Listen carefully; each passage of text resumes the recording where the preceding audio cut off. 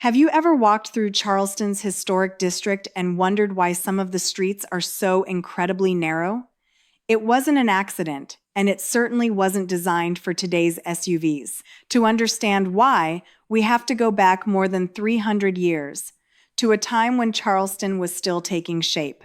Many of the city's earliest streets were created long before automobiles existed. People traveled on foot, on horseback, or by horse-drawn carriage, so streets simply didn't need to accommodate the kind of traffic we know today. Land inside the early city was valuable too. Homes and businesses were built close together, creating the intimate streets, alleys, courtyards, and passageways that still give historic Charleston so much of its character. But there's another fascinating explanation that has been written about Charleston's narrow streets. Historical research and accounts of early city design suggest that Charleston's narrow streets and closely spaced buildings may also have functioned as a form of natural climate control, almost like an early version of air conditioning. Think about it. Charleston's summers were every bit as hot and humid centuries ago as they are today.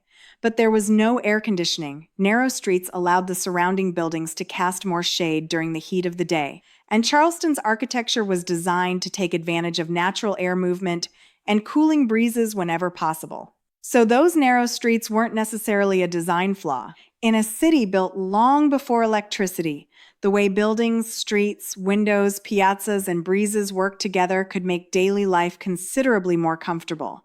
And when you walk through Charleston today, you can still experience it. Buildings sit close to the street.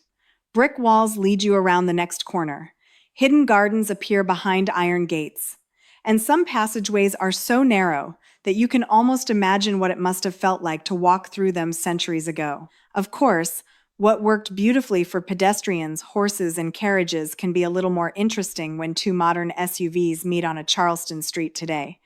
But I think that's part of the charm. Charleston didn't redesign itself for the automobile.